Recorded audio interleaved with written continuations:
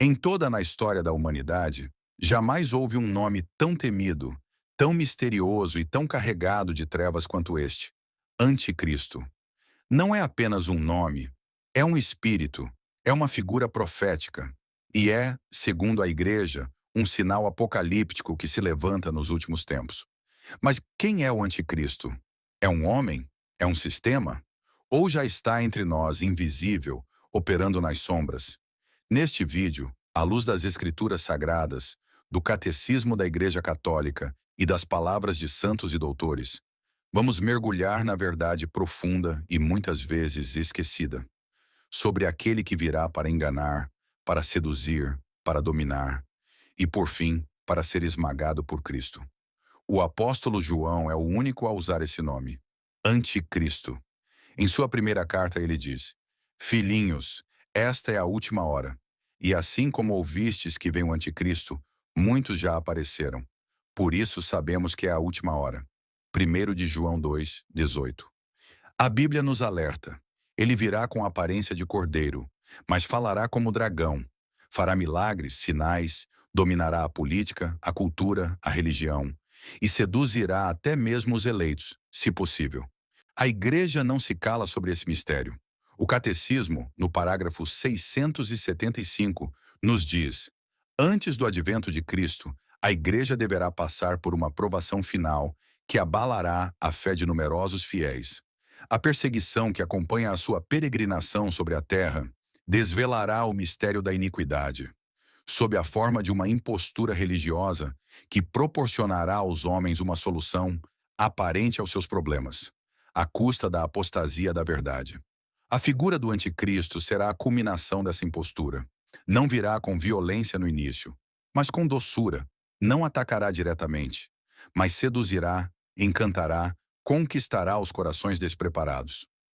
Pausa Co.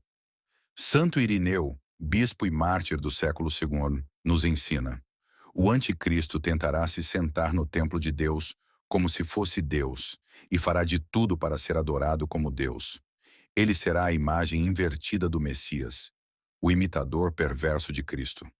O catecismo continua afirmando que a impostura religiosa suprema é a do anticristo, isto é, a de um pseudo-messianismo, onde o homem se glorifica a si mesmo, pondo-se no lugar de Deus e de seu Messias vindo na carne. O anticristo não aparece de uma hora para outra. A Bíblia revela: ele será precedido por sinais claros e muitos já estão entre nós. O apóstolo Paulo, na segunda carta aos Tessalonicenses, escreve: não vos enganeis, pois antes virá a apostasia e se manifestará o homem da iniquidade, o filho da perdição. 2 2:3. O primeiro sinal será a apostasia, o abandono da fé, o desprezo pela doutrina, o relativismo moral, o esvaziamento das igrejas e o crescimento da frieza espiritual. Depois, surgirá o homem da iniquidade. Ele se apresentará como solução para o caos, um salvador político, um guia espiritual, um pacificador global. Mas por trás de sua aparência, haverá o espírito do engano. São João Paulo II advertiu em uma homilia solene: estamos agora diante do maior confronto histórico que a humanidade já enfrentou. A igreja contra a anti-igreja, o evangelho contra o anti-evangelho. O anticristo será a encarnação desse anti-evangelho.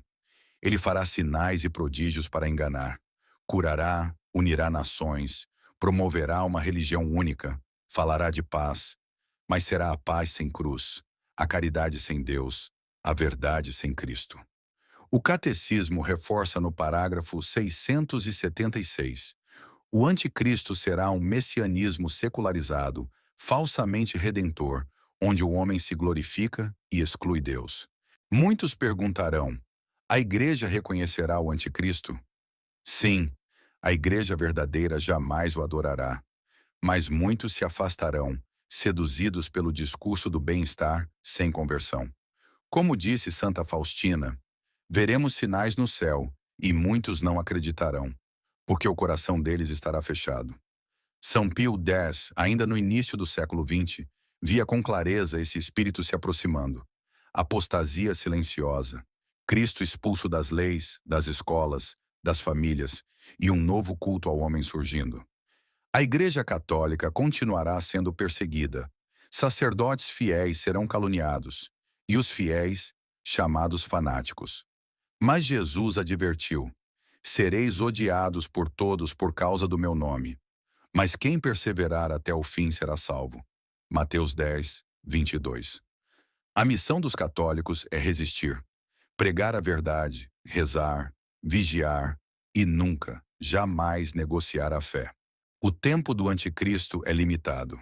Ele reinará por um tempo, mas não para sempre, pois seu fim foi decretado desde o princípio. O apóstolo Paulo afirma: o Senhor Jesus o destruirá com o sopro de sua boca e o aniquilará com o esplendor da sua vinda. Michontes 2:8. Cristo voltará, e sua vinda não será mais como servo sofredor, mas como Rei glorioso. Os céus se abrirão, os anjos bradarão, e o mundo inteiro verá aquele que foi transpassado. Pausa com trilha sonora grandiosa e sagrada. A vitória de Cristo será total, e com ele triunfarão os fiéis, os mártires, os pequenos, aqueles que perseveraram até o fim. O anticristo, com todo o seu império de engano, será lançado na perdição eterna, pois ninguém pode ocupar o lugar do Cordeiro. E neste combate final, há uma mulher, silenciosa, humilde, mas terrivelmente poderosa, a Virgem Maria. Desde Gênesis, Deus profetizou: porei inimizade entre ti e a mulher, entre a tua descendência e a dela. Ela te esmagará a cabeça. Gênesis 3:15. A Igreja sempre reconheceu: Maria é a inimiga do demônio. Ela é o terror dos hereges. É a mãe dos fiéis que, em silêncio, pisa a cabeça da serpente. São Luís Maria Grignion de Montfort escreveu: Maria será, nos últimos tempos, aquela que formará os apóstolos do fim. Ela preparará o caminho para Cristo. E agora, o que devemos fazer diante desta verdade? Vigiar, orar, confessar, comungar, proclamar a verdade. A hora é agora, o combate já começou, e cada alma está sendo chamada para um lado da batalha. Não espere mais, volte à confissão, ame o rosário, leia o evangelho, santifique seu lar. O anticristo será derrotado, mas somente os que estiverem de pé com Cristo verão a vitória final. Vinde, Senhor Jesus,